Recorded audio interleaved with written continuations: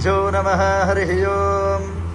हिरण्यवर्णां हरिणीं सुवर्णरजतस्रजां चन्द्रां हिरण्मयीं लक्ष्मीं जातवेदो महावः तां महावः जातवेदो लक्ष्मीं मनपगामिनीं यस्यां हिरण्यं विन्देयङ्गामस्त्वं पुरुषानहम् अश्वपूर्वां रथमध्यां हस्तिनादप्रमोदिनीं श्रियं देवीमुपह्वये श्रीर्मा देवी जुषतां कांसोऽस्मितां हिरण्यप्राकारा मार्द्राञ्ज्वलन्तीं तृप्तां तर्पयन्तीं पद्मे स्थितां पद्मवर्णान्तामिहोपह्वये श्रियं चन्द्रां प्रभासां यशसा ज्वलन्तीं श्रियं